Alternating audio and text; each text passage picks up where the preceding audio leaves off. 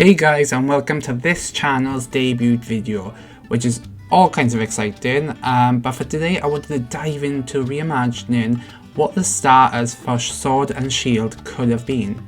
Now, I'm not hating on Scorbunny, Groki or Sobble. In fact, I love Sobble, but design and art is subjective to a certain extent, and they're a little forgettable to me, especially Groki and Scorbunny. So I thought, hey, let's give it a go myself. Let's redesign all three starters, starting with grass. Now, growing up with Pokemon, I was usually torn between choosing water or grass. Sorry, fire, you were never my favourite. So I really want to do this line justice. So let's just jump straight into the design of this first stage Pokemon. And I'm basing the whole line around the goat. And later down the line, I want more sort of other inspirations to come into it and the overall theme that I have in mind for the final stage to sort of come out later on. But I feel like with the first stages you don't really see it, like say Sobble for instance, you don't see the spy aspect so much until its final form. But I did want to interject a little hint of what's to come with its final stage. So I was trying to figure out how can I do this subtly without it being obvious, and it hit me. I could use a little inspiration from another character from another series who famously wears round rimmed glasses, and that's all I'm going to say. My inspiration is probably going to become a lot more clear out come the second stage, but that's a little hint of what's to come. I watched a few clips of the current art director James Turner talk about designing Pokemon in a few interviews, and one thing he seemed to focus on was making sure Pokemon look like they could be your friend, no matter if they're big, scary, burly. You should be able to think, yeah, I can travel with this monster. So the whole time, that's what I'm focusing on. I think it's fairly easy to set up the first stage Pokemon as your cute, friendly companion, so it wasn't too much of a hard task to try and nail that aspect of Pokemon. Another element that I was thinking about a lot was the personality of the Pokemon, because that can really dictate elements of the design. So like Sobble for instance, I talk about Sobble a lot, I need to get over this Pokemon. His face pattern around his eyes are sort of like raised eyebrows, which give him this constant look of, I'm a nervous boy, I'm a shy boy, help me, protect me. And that is a wrap on our first stage Pokemon, so let's have a look at this little entry in the Pokedex. Magkid, the docile goat Pokemon. Magkid are seemingly docile and unfocused Pokemon, however they are rumoured to actually be focusing their attention on otherworldly powers. To maintain their adrift, dreamlike state of mind, they drown out their trainer's voice by closing their ears, tightly wrapping them around their head and chewing on grass in its mouth. I hope you like the outcome of our first stage, and now let's move on to the middle stage, the awkward teenager of the line. So in this middle stage, I wanted more of that theme and final inspiration coming through a lot more clear, and as you can tell, and as you probably have guessed as well, it's based around wizards. I wanted his horns to mimic that sort of silhouette of a cone wizard hat. I wanted his fur to grow in a way that reads as cape. He's a practicing wizard and apprentice, so he hasn't earned his full robes yet, but he is practicing with his little twig wand. He's waving around energetically like a rambunctious little goat, and he's just getting used to his powers, putting into practice all that he's learned from tapping into another magical realm. I've got a whole lot of respect for the designers and artists at Game Freak, because it is really hard to come up with concepts and ideas, especially fresh ones, when you've done so many Pokemon at this point. But doing this myself, I feel like I've got another level of respect for them, because it is hard work to pull this together. I've never really made a fake mon before, well, except for being 9 years old, drawing at a kitchen table. But I wanted this design that I have ongoing to really capture that same spirit as Pokemon. I wanted, the same stylistic choices that they would make to really blend into that world. Like if you was to drop each of these stages into Pokemon, it wouldn't look jarring, it wouldn't look weird and out of place, that they'll blend in, and in the lineup you couldn't go, oh, that's the fan made. And I'm just trying to capture the same design thinking. Like if you look at the first stage Pokemon, you can't bog them down with too many details. That's why they hold off of like showing too much of the theme, but you can splash out a bit more in this middle stage.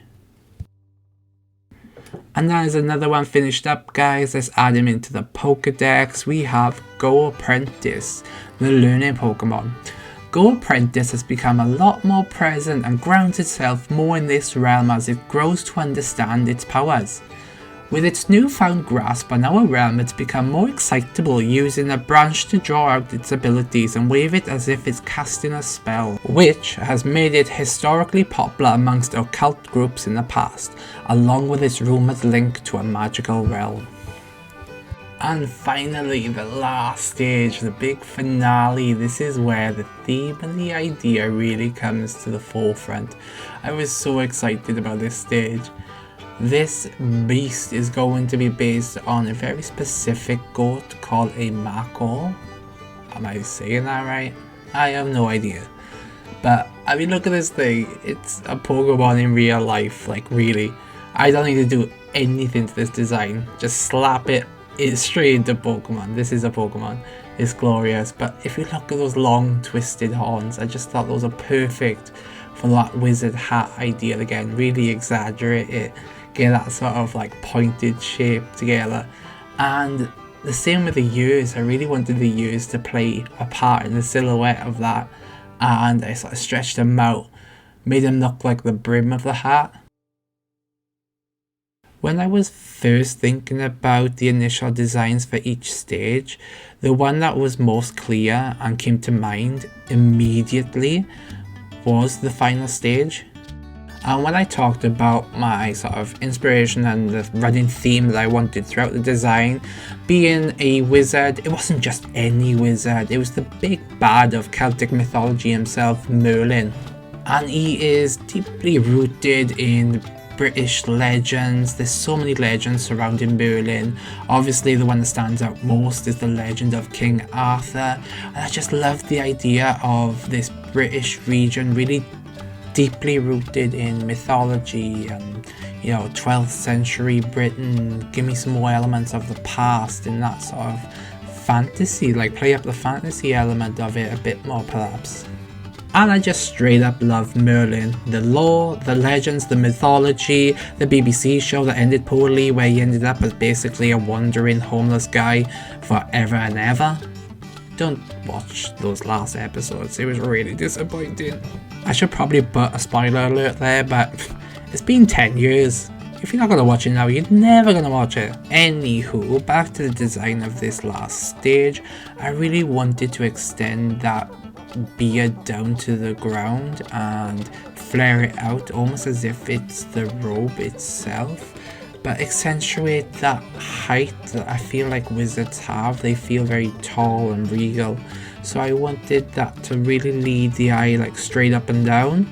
He's also had a cool upgrade as far as this wand goes. He's now got this really cool staff so he can channel more power through it. And I just imagine in the anime how he would be animated. It'd be quite stoic and still and silent. So it's all an air of mystery around him. Like, what's he about to do? And then all of a sudden a slight small flick of his staff. And this just huge grass knot just tears apart the field. It would be so cool to see in an anime. It'd be very dramatic. And that is a wrap on our final design. So let's have a look at the Pokedex entry. We have Maramlin, the wizard Pokemon. Maramlin has mastered its power by learning and understanding from a magical realm and putting it to practice in this one. It can now whip up a raging force from a slight wave of its staff that he uses to better focus its otherworldly power. With its rumoured historical link to magic, many legends surround this Pokemon, saving legendary kings and defeating great dragons that threaten the world. And that is a wrap on our grass starter, guys. I really hope you enjoyed this video, and I just feel really happy with how each of them have turned out. I feel like the first stage does this job of being the cute, adorable companion that you might want to pick to begin the journey with. Your middle stage, which looks like, you know, the transition Pokemon, gives you a hint of what's to come, and then boom, the beast. You get rewarded with this big honking Pokemon that like looks really cool, and you know, you want your final stage to be a reward after all that training.